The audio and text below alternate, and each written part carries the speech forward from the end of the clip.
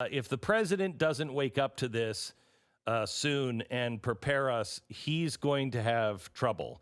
There's a couple of things. You know, the businesses that want to open up, for the most part, and the people that are protesting, for the most part, are people that are either struggling and they really want to open up because either they or their employees or both are having a hard time making ends meet, and they don't want more money from the government. Just open up.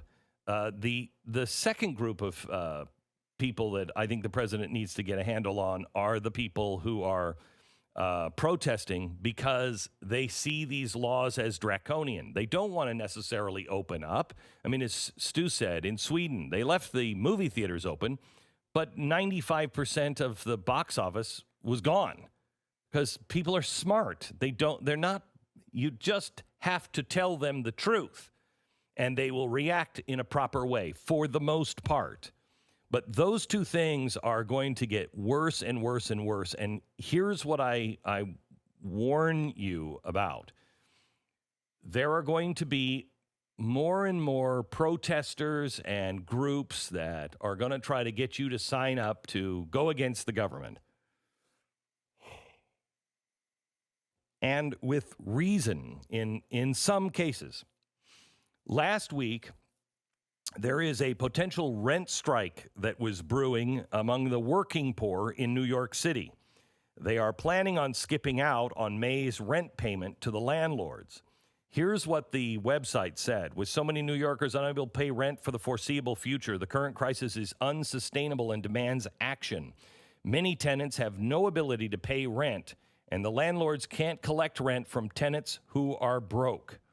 The landlords have gotten taken care of by the government. Okay, so here's the thing. You are going to see this kind of mentality start up. Don't pay your rent. I urge all Americans to pay their rent, to pay their mortgage, to do what you know you were supposed to do when you got it. If you can't pay it, there are ways, unemployment insurance is giving you more money than in some cases than you made before. If you're on the low end of the scale, you're getting paid more to stay at home. A lot of places are happening, and I know that to be true because of the business owner in Washington State that told CNBC last week she was able to get loans for $177,000 and $43,800. And she thought that her 35 spa employees would be happy that they weren't going to lose their job. So she got all of this money, and she called them all up and said, hey, guys, you're not going to get your job. She said, I went through a firestorm of hatred because they saw this as a windfall. They saw this as a way, wow, I'm going to make more than I was making at the spa. This is great. And she said all of the employees said, why would you do that? And now they're really angry at her because they were making money without having to go to work.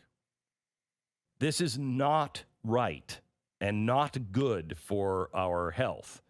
But the president needs to look into a couple of things. You've got to reduce the number of the payment for unemployment insurance by next month. You can't keep doing this.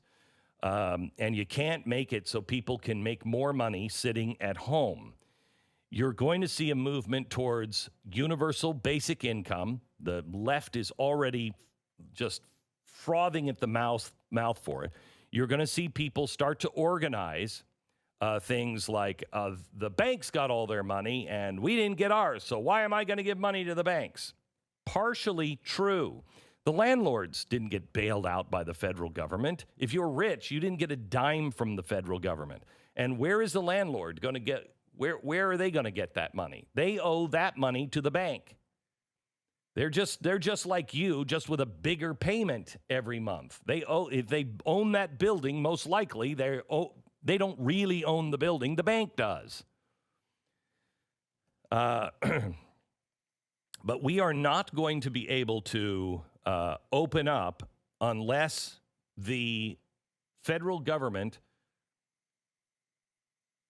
guarantees that businesses are not going to be sued for any employee or anybody coming into the store or restaurant or whatever and gets coronavirus, we are going to not be able to open up because the lawsuits and litigation will cost us more than the coronavirus did.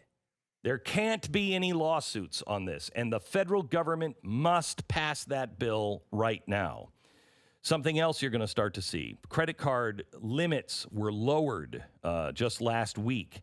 So if you had, $2,000 on your credit card as your limit, it might be $1,000 now. You should check because they have changed that without really saying it. And it really bothers me that they're doing this because the banks did get the lion's share of the money. They're sitting pretty, and I don't see them being asked to do anything for the lower class, the lower population, the people who are closest to the poverty line. Those people should be helped first. The banks should be given some restrictions, but I don't see anything that's really, truly helpful. Also, you're going to see gold start to go up, and gold is going up right now because the euro is going down. There's a new article that is out today that's about Bitcoin and gold. Bitcoin, they're saying, I think the Bitcoin craze may be over. If it hasn't really gone up now, I don't know when it ever is. But the dollar is strong, strangely, and it's only because we're the floatiest piece of poop in the toilet bowl. Everything else is just collapsing. And so in Europe, gold is going through the roof. And here's why. Because our dollar is held as the world reserve currency and the petrodollar, which is really important, you're going to see things much later, but ours will happen quicker. When it begins, it'll be over quickly. Hyperflation will happen overnight when it happens, and we will get deflation first. What's happening in Europe is the euro is becoming absolutely worthless. It has lost, 85% in the last year of its value. That means if you had $1,000 in the bank, last year, you still have $1,000 or euros in the bank this year, except it only has the purchasing power of about 200 euros. That's why gold is going up. It's not happening yet in the U.S. dollar, but they are now moving towards you have to pay the bank to hold your euros. That's how worthless they are. There's something else that I want you to be aware of. If your state is California, Indiana, Illinois, I shouldn't say Indiana, I meant Illinois, where else is real trouble? New York. Any of these states that have pensions that are gigantic and they've been in trouble for a long time, look out. If you're a pensioner, prepare. You're not going to get it, or you're going to get a fraction of it, or the federal government is going to bail you out and they will print even more money, which will mean that your money in the end will be worthless. Prepare. Your state should go bankrupt and then just renegotiate everything. But that money isn't coming. Even if it comes from the federal government, it's so much money, it will help that money be worthless. So don't expect any help. And when the government says they will help, we're in even more trouble. There's also the corporate debt bomb that is happening. This is something to watch for. I've got to just race through some of these things. I think that everything else can wait. Those are the things that I would really brace for and look for. So that is your money, your dollars. Where are they? Your job, how secure is it with the debt ratio? And does your corporation have a giant debt bomb?